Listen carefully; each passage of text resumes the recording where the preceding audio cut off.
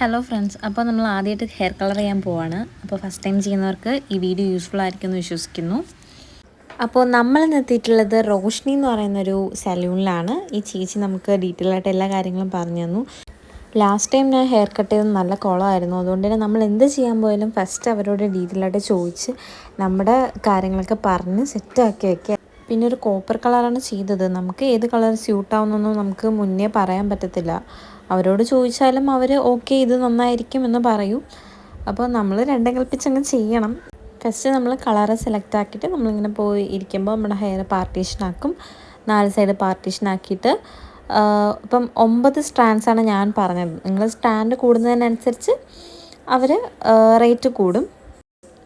Per സ്ട്രാൻഡിന് 75 രൂപയാണ് എന്നോട് പറഞ്ഞത്.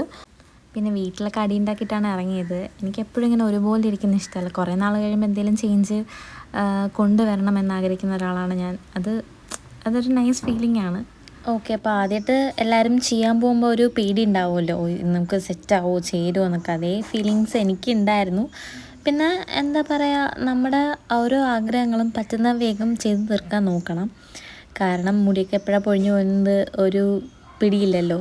ഫസ്റ്റ് ടൈം ഹെയർ കളർ ചെയ്യുന്നവർ ബ്ലീച്ച് യൂസ് ചെയ്യാതെ വേണം കളർ ചെയ്യാൻ നോക്കുക. അതെപ്പോഴായാലും ഹെയർ കളർ ചെയ്യുമ്പോൾ ബ്ലീച്ച് യൂസ് ചെയ്തത് അത് ഹെയറിന് നല്ലതല്ല. പിന്നെ അമ്മ നല്ല കളിയാക്കി വിട്ടിട്ടാണ് വീഡിയോ കോളിൽ നിന്ന് ഇറങ്ങി പോയത്.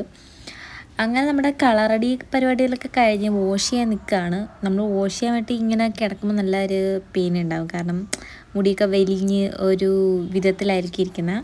ഇത് ചെയ്ത് കഴിഞ്ഞ് ഒരു 1 month 2 month കഴിഞ്ഞിട്ടാണ് ഞാൻ ഈ വീഡിയോ പോസ്റ്റ് ചെയ്യുന്നത്. കാരണം മുടി കൊഴിച്ചിലുണ്ടോ എന്നൊക്കെ നിങ്ങളോട് പറയണ്ടേ ഡീറ്റെയിൽസ്. അപ്പോൾ എനിക്കങ്ങനെ കാര്യമായിട്ട് ഡിഫറൻസ് ഒന്നും തോന്നുന്നില്ല. പൊഴിച്ചിലോ കാര്യങ്ങളോ ഒന്നുമില്ല. ആഫ്റ്റർ കെയർ ആയിട്ട് ഞാൻ ഹെയർ കളറിങ് പ്രൊട്ടക്റ്റിംഗ് ഷാമ്പൂ ഒക്കെ കിട്ടും. അപ്പോൾ അതൊന്നും ഞാൻ യൂസ് ചെയ്യുന്നില്ല. സാധാ ഷാമ്പൂ കണ്ടീഷനിങ് തന്നെയാണ് ചെയ്യുന്നത്. കാരണം ഇത് ഈ ഹെയർ കളർ അത്യാവശ്യം നാളെ ലാസ്റ്റ് ചെയ്യും. ഫൈനൽ റിസൾട്ട് എനിക്ക് ഒരുപാട് ഇഷ്ടപ്പെട്ടു. എനിക്ക് ചെയ്തതിൽ ഒരു റിഗ്രറ്റും തോന്നിയില്ല.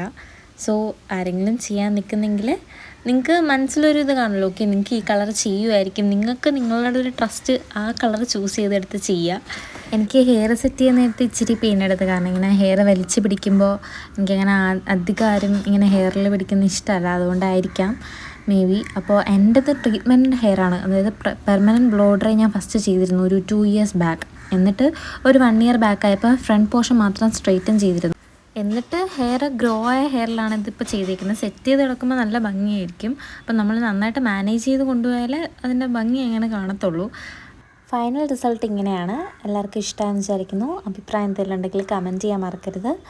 അപ്പോൾ ലൈറ്റ് ഇല്ലെങ്കിലും കളർ ചെയ്തിട്ടുണ്ടെന്ന് മനസ്സിലാവും. അങ്ങനെയാണ് ചൂസ് ചെയ്തിരിക്കുന്നത്. അപ്പോൾ ഓക്കെ, ബൈ.